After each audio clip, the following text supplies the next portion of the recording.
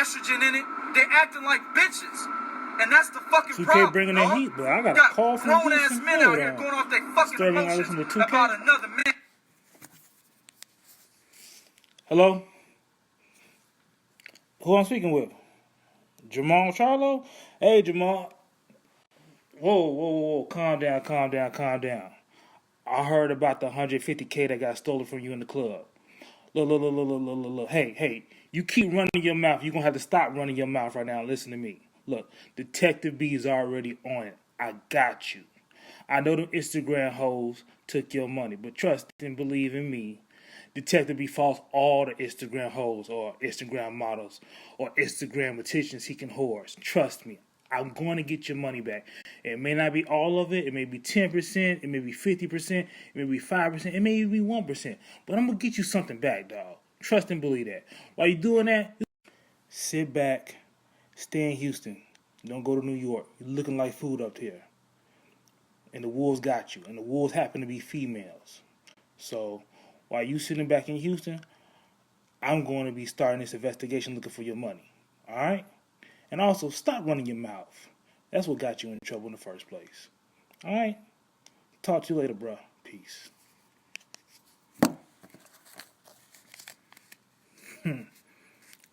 Thank God for the Instagram models. They sure hooked up Detective B.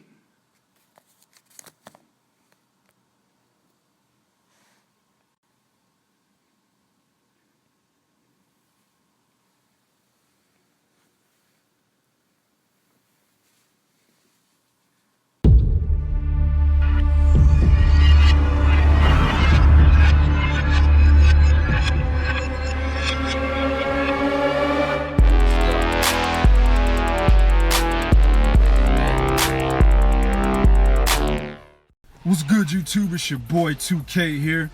Shout out to the movement and everybody who's moving with us. Y'all already know what this one's gonna be about. It's gonna be a what's hot and what's hot right now. So y'all already know, but let's recap. Jermall Charlo was in attendance at the Barclays Center this weekend when Deontay Wilder knocked out Luis Ortiz in the 10th round, right? Prior to the fight and after the fight, Jermall Charlo was as animated as I've ever seen this cat, you know what I'm saying? Actually, man, I've heard, through the grapevine and, different media cats, I'm considered a fucking media cat now, even though I hate the shit. But that's what I gotta do for 3kingsboxing.com, so that's what I do, you know what I'm saying? But, different, media circles, they talk about how Jermall Charlo is a guy who doesn't like to give interviews. You know what I'm saying? He's kind of like the interview I had with my man Big Cool on Colossal Boxing Talk with Amir Imam. He kind of gives you like, closed answers and shit, you know what I'm saying, to your questions and all that. Kind of disengaged and, gets offended and shit. That's why he snapped on that reporter. Something that a nigga like me, you know what I'm saying, I'm not having that. That's when I get my credentials stripped immediately. You know what I'm saying? But, he's always been that type of dude from what I've heard, right? But prior to the fight, him and Jermall, they were animated. Jermall Charlo called out everybody at 160, called out, Billy Joe Sanders. He called out Daniel Jacobs, talked about how he's Gennady Golovkin's mandatory and how, Abel Sanchez is running and ducking, which is what I believe 100%. You know what I'm saying? He's trying to, uphold the mandatory status. All of that shit, right? And then afterwards, he's still fucking talking. You know what I'm saying? He's still talking. He got his little team with him and shit. Real talk, man, it is what it is. Niggas from Houston gonna get mad, but he has some goofy looking niggas with him. You know what I'm saying? One little nigga, oh my God, bro. Man, I'm trying to figure out why the fuck he was even there. I was telling my wife, I was like, this little nigga has to be a relative or something, man, because this nigga's too little to be doing the shit he was doing. We'll get to that in a minute. But he talking real greasy, you know what I'm saying? Yeah, you know what I'm saying? For motherfucking Daniel Jacobs, nigga. You know what I'm saying? Nigga, this Jermall Charlo, nigga. Anybody can get it, B. You know what I'm saying? Talking real greasy. You know what I mean? On some real, semi-tough guy shit. You know what I'm saying? And he's like, yeah, I'm just waiting on Jacobs. I'm waiting on Jacobs. Well, Jacobs comes in, and Jermall Charlo's like, there you go right there, right? But that greasy talking Jermall Charlo wasn't there anymore. You know what I'm saying? He wasn't as bouted, or he wasn't as 730 as he was just a few seconds ago, right?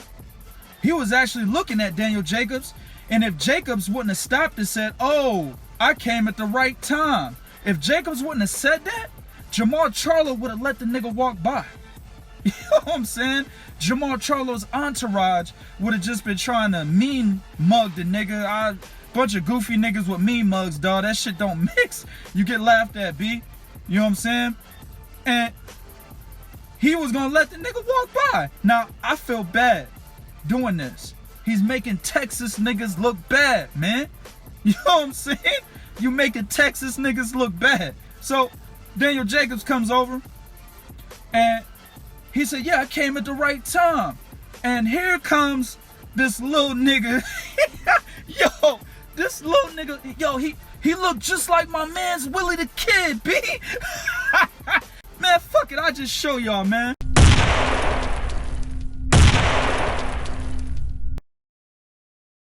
Come on, B. Somebody sit this 5'2", 110-pound soaking wet little nigga the fuck down, bruh.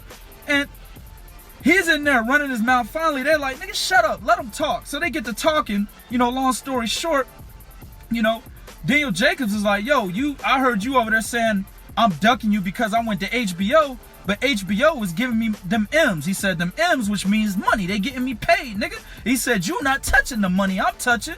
You know what I'm saying? If you was, of course, I'm 2K translating people. You know what I'm saying? Don't come to my comment section. Hey, man, he didn't say that.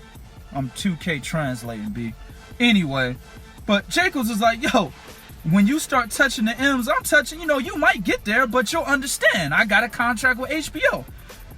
Here's something that Jermall Charlo said that made me realize he ain't the greasy nigga he was just acting.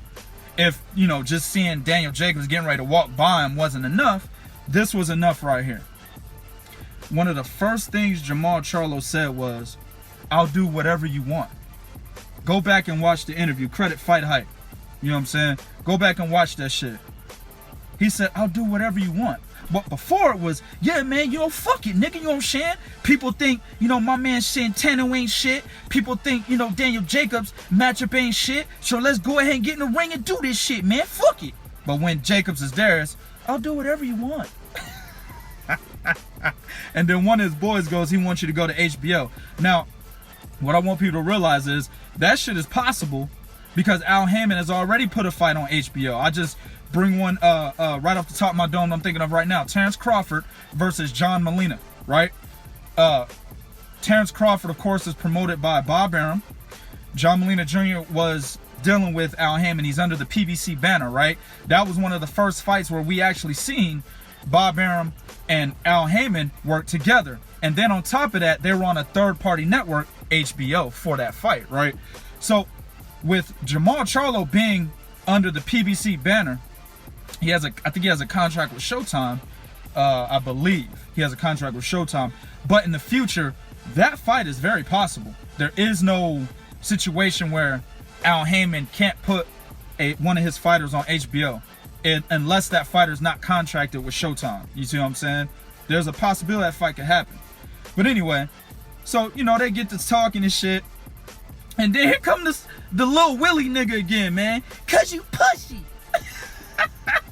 So they start beefing and shit. You can't even hear what the fuck is going on because the little nigga's running his mouth like he really gonna do something, man. Somebody flick this nigga on the nostril, B. He's getting knocked out on some Bermain Stavern shit off of a flick to the nostril.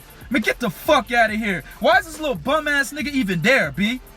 Jermall, you are a professional boxer, right? And you got a chip on your shoulder. So niggas is gonna test you, right? You can't have little bitch niggas like that in your entourage stirring up controversy because it's gonna get you and your man's beat. You see what I'm saying?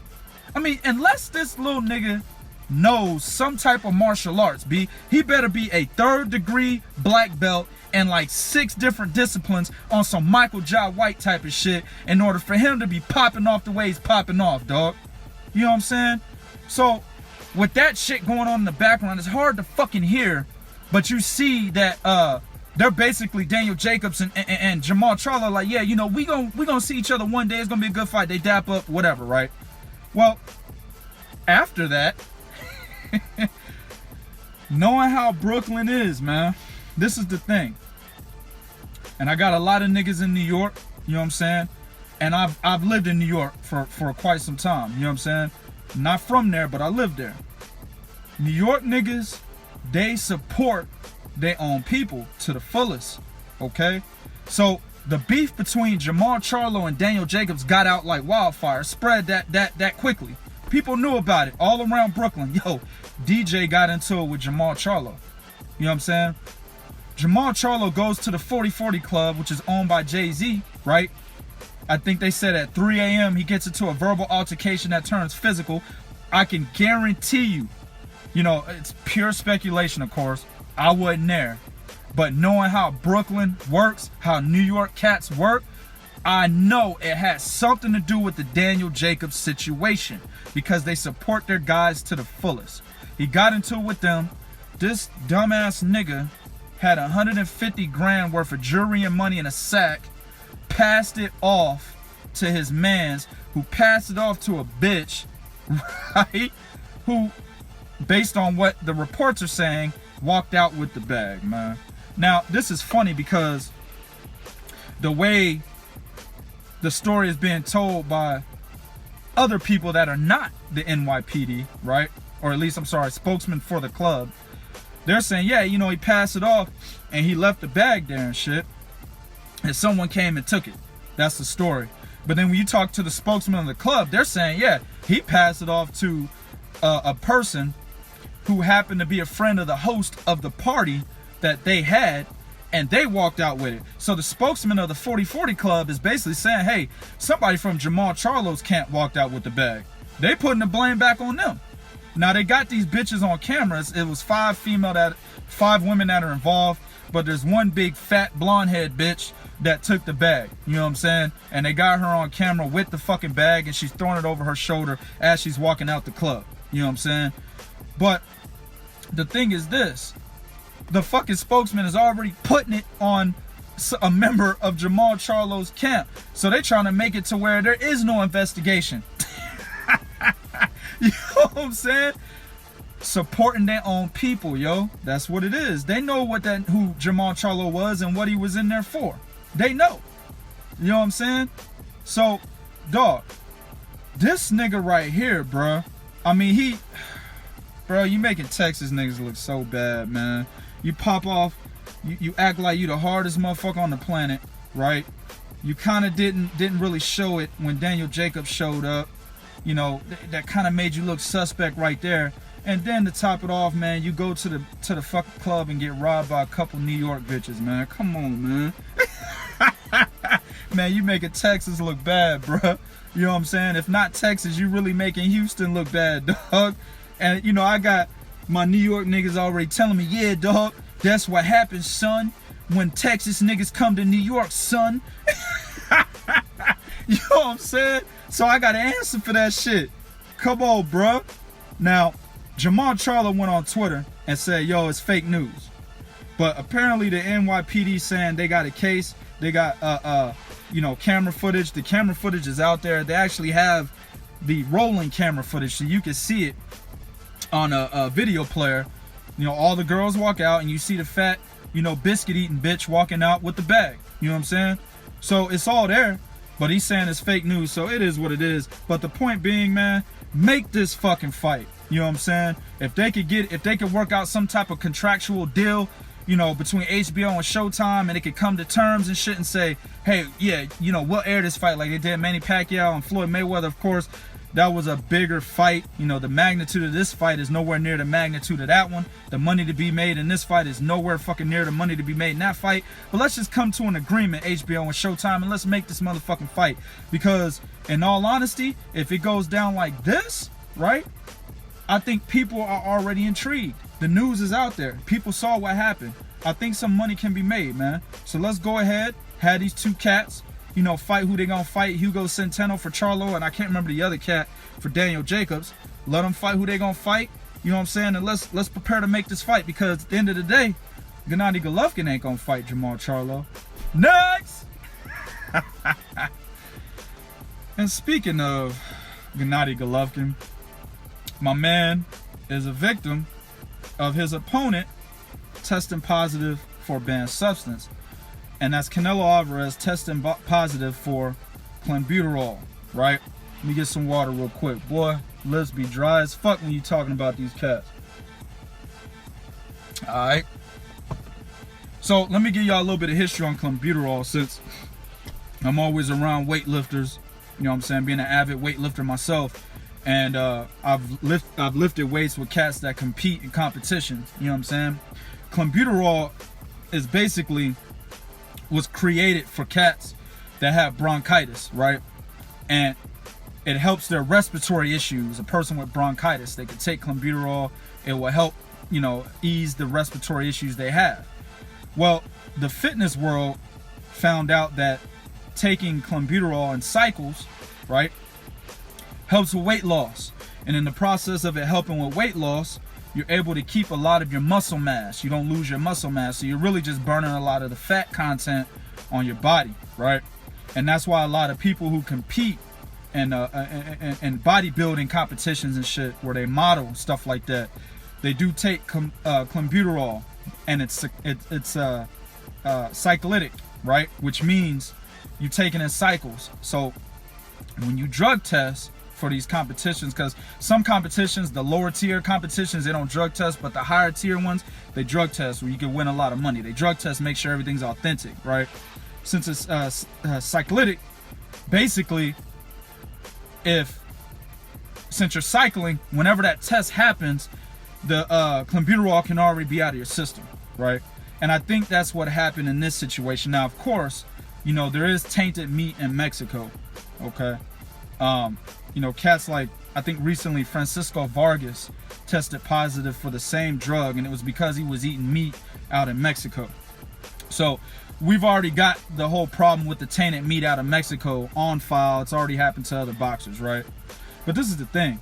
Canelo Alvarez is a multi-million-dollar boxer, right? How is it that he's not getting the best of the best from his chef while he's training for one of the biggest fights of his career? This motherfucker should be getting imported meat from somewhere. You know, from Czechoslovakia, nigga. This nigga should be getting meat from Iceland, Greenland. You know what I'm saying? Shit that normal cats can't get their shit from because they can't afford it. That's where Canelo should be getting his meat from. Canelo, excuse me. Man, I just pulled a bow from Truth and Facts About Boxing. Shout out to my man. I called this dude Carnelo. God damn.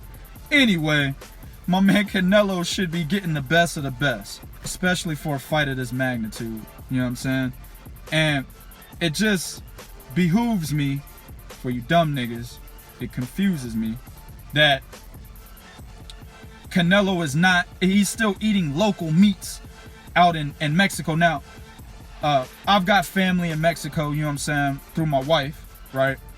And a lot of them don't fuck with the meat out there. So if locals really don't try to fuck with the meat out there, then why would a multi-million-dollar prize boxer fuck with the meat out there? Just doesn't make sense to me, right? Also, since I said it's cyclitic, and we've only found, or at least Zavada only found trace amounts in his system, that could basically mean that when they tested him, it was already going out of his system, right? He was already cycling off, so they only found the trace amounts. You see what I'm saying? So basically, he could have been taking this shit the whole time. And I want to shout out my man Bretman. He said on Twitter that 80% of these fighters are taking something. They're cycling. And that's something that I've always said and that I firmly believe. A lot of athletes, man, they take shit. You know what I'm saying? You know, football, basketball, hell, even golf. You know what I'm saying? They take shit. You know what I'm saying? And I believe boxers are doing the same thing. And that's why we're catching a lot of these motherfuckers popping hot, since Floyd Mayweather implemented the whole idea of random drug testing back in 2009 when they wanted him to fight Manny Pacquiao, right? So it is what it is, man. I don't think the fight will end or be postponed. Let me say that. I don't think they'll cancel the fight simply because there's too much money on the line. I mean, this is a 9-figure fight. You don't see many 9-figure fights out there. Floyd Mayweather was really the only one doing it. Oscar De La Hoya did it. You know what I'm saying? But outside of that, you really don't see that many of them. You know what I'm saying? And this is an opportunity for Gennady Golovkin to get the big drama show with the big drama money that he's always wanted, right? Also, K2 is the secondary promotional company here, right? Oscar De La Hoya is the much bigger entity. Therefore, if K2 were to push the WBC, the IBF, or the WBA to basically say, hey, we won't mandate this fight anymore, we're gonna have to cancel it. If they push that, well, then they can fuck up a future opportunity of getting a Canelo Alvarez fight, right? Because Oscar De La Hoya could easily be like, nah, you fucked with us the second time, we ain't giving you shit. Nope, we'll fight this guy, and Canelo will still be able to sell 300, 400K pay-per-view buys. He's already done it, fighting guys like Alfredo Angulo and Liam Smith on pay-per-view. So they have no problems making money off Canelo as long as he's winning, right? So Gennady Golovkin needs this fight more than Canelo does. So I don't see K2 pushing the issue. Also, I don't see the WBC trying to, penalize Canelo because they're partial to Canelo. Again, for you dumb motherfuckers, they're biased towards Canelo. You know what I mean? So they're not gonna do anything to basically upset their favorite guy that they like fighting for their organization. I mean, Canelo basically shitted on them prior to the first fight, saying, man, fuck the WBC, I ain't fighting for their title.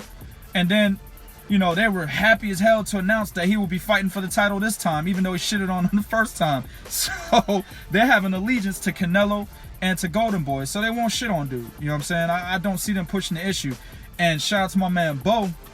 We talked about this on my man Willie the Kid's channel just an hour ago.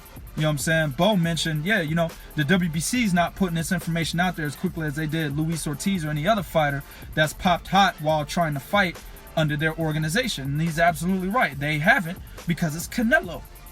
So it is what it is. I think the fight will stay on. Golden Boy issued a statement basically saying the trace amounts have been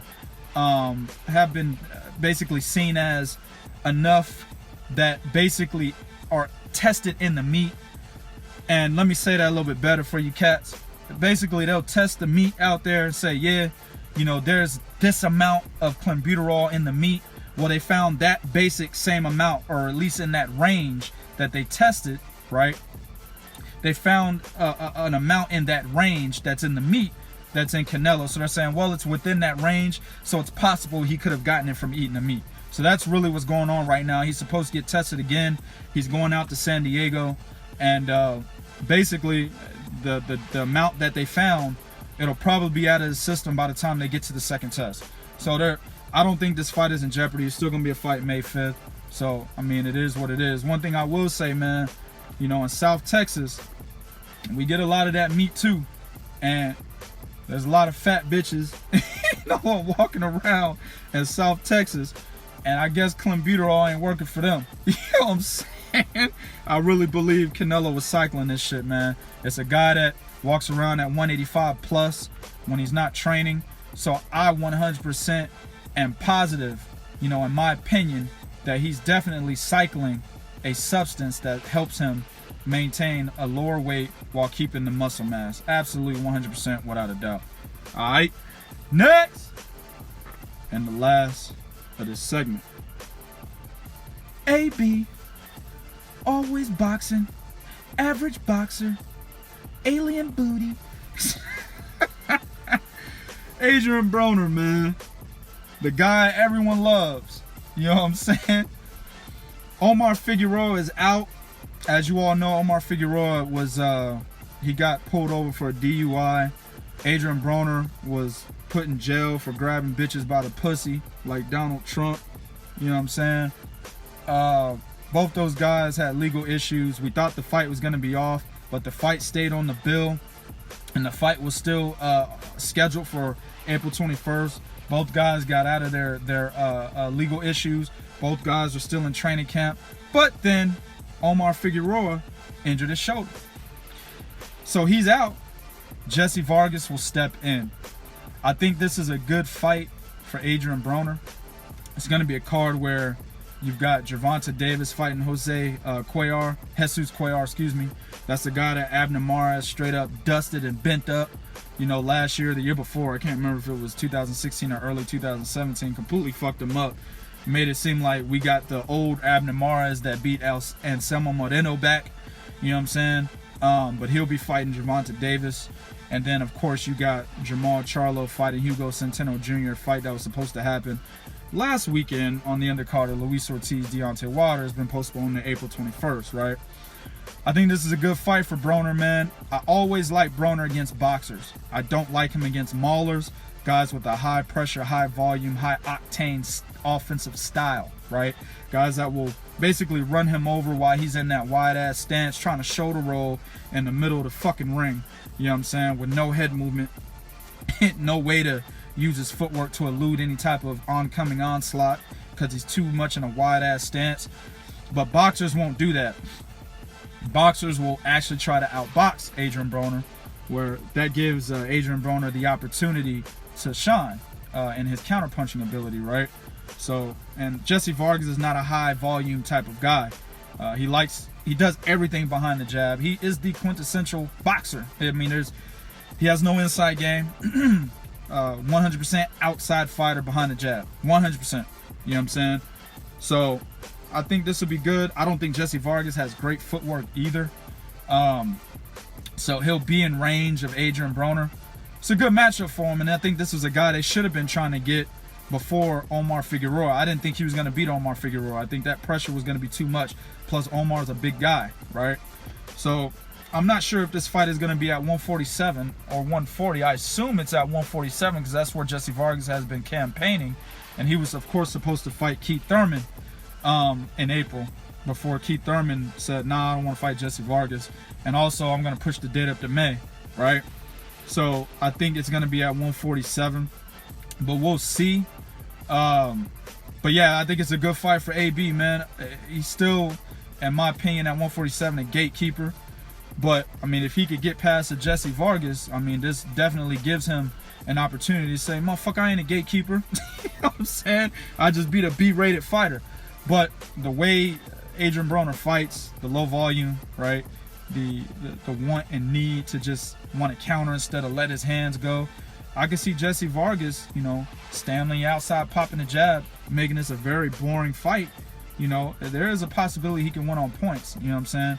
But I won't give a prediction here, and I'm not going to say who I'm picking. But I will say that AB, you know, could easily have this fight go his way if he goes in there and execute the right game plan. Remember, he looks good against boxers, right?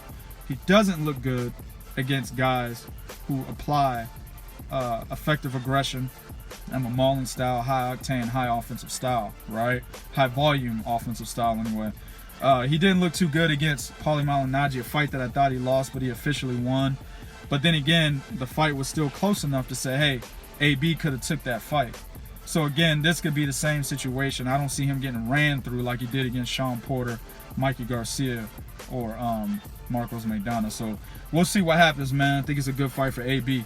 All right, do what you do in the comment section. Let me know what you think about all three of these topics. It'll be real, just real talk for real fans. One.